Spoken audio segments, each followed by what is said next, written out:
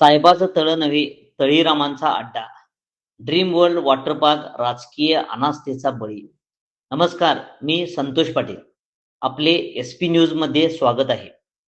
कसबा बावडा रस्त्यावरील साहेबाचं तळं अर्थात रेसिडेन्सी तलाव हे कोल्हापुरातील राजकीय अनास्थेचा बळी पडलेलं कसं जिवंत उदाहरण आहे ते जाणून घेऊया. यासाठी SP न्यूजच्या टीमने ड्रोनद्वारे खास चित्रीकरणही केले आहे. सोन्यासारख्या जागेचं राजकारण आणि यंत्रणेनं कसं वाटोळ केले हे यातून प्रकर्षानं दिसून येईल. कोल्हापूर वर्षे करार वाढवण्याची संधी असूनही वापरकर्त्यांनी रमणमळ्यातील ड्रीम वर्ल्ड वॉटर पार्कचा हक्क सोडला. साधारण 4 वर्षांपूर्वी म्हणजेच नोव्हेंबर 2022 मधील ही घटना आहे. ड्रीम वर्ल्डच्या आडाने आरोप प्रत्यारोप करून करणाऱ्यांनी राजकारण केलं. मात्र आता ही जागा वापराविना ओसाड बनली आहे. या शेजारीच पोलीस अधीक्षकांसह उपजिल्हाधिकाऱ्यांची निवासस्थानं आणि उच्चभ्रू वस्ती आहे. मात्र आता ही जागा गांजा ओढणाऱ्यांसह तळीरामांचा अड्डा बनली आहे. मागचा पुढचा विचार न करता राजकारणातून केलेल्या या कृतीनं महापालिकेचं तर कोट्यावधीचं नुकसान झालंच आहे. आता या मोक्याच्या जागेवर अतिक्रमणासह अवैध वापर होऊ लागलाय. कोल्हापुरात येणाऱ्या पर्यटकांना आकर्षित करत महापालिकेला महसूल देणारा हा उपक्रम निव्वळ राजकीय ईर्ष्येतून बंद पाडला गेला. कधी काळी बालचमूंसह आबालवृद्धांना आकर्षित करणारी ही ड्रीम वर्ल्डची जागा पुनर्वैभव प्राप्त करेल का, हा खरा सवाल आहे. पूर्वाश्रमीचं साहेबाच्या तळ्याचं विकसकांनी वॉटर पार्क मध्ये रूपांतर केलं. कसबा बावड्यासह परिसरातील नागरिकांसाठी कधी काळी हे साहेबाचं तळं म्हणजे कथित गोष्टींची भीतीदायक आख्यायिकाच होती. इथं भूत आत्म्यांचा वावर असल्याची भीती जुन्या जाणत्यांकडून कानावर पडत होती. त्यामुळे या परिसरातून रात्रीच्या वेळी जाणाऱ्या लोकांसाठी हे तळं ओलांडणं म्हणजे हृदयाचा ठोका चुकवणारा प्रवास होता. 2002 साली ज्ञानशांती आणि कंपनीने ही जागा 29 वर्षे कराराने घेतली. अथक प्रयत्नाने तळ्याचं रूपांतर वॉटर पार्क मध्ये झालं.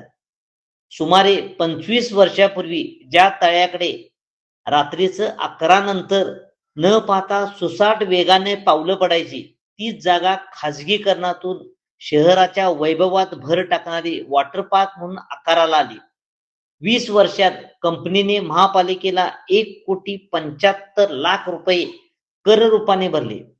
एका बाजूला शहरातील सुमारे 350हून अधिक आरक्षित जागा रिकाम्या पडल्यात.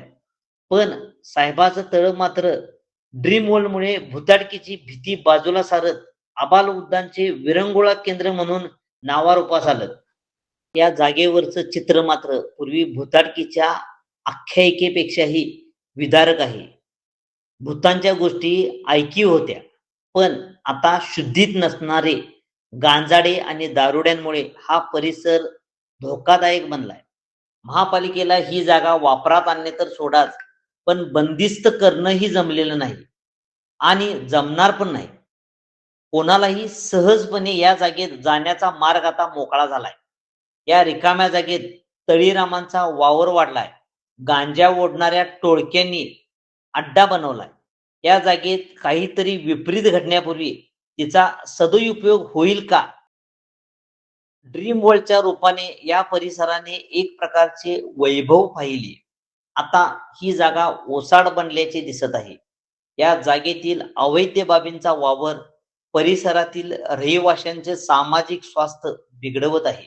या जागेबाबत राजकीय, प्रशासकीय आणि व्यावसायिक बाजू काहीही असली तरी महापालिकेला उत्पन्न देण्यासह पर्यटन वाढीस चालना देणारा हा परिसर पूर्वीसारखा होण्याची गरज आहे.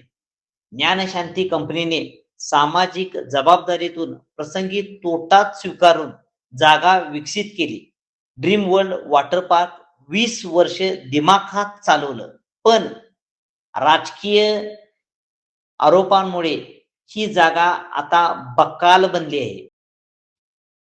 राजकीय स्पर्धेतून शहरातील परिसरांचा विकास झाल्याची परजिल्ह्यातील शेकडो उदाहरणे देता येतील. कोल्हापूर मात्र या बाबतीत कमनशिबीच म्हणावं लागेल.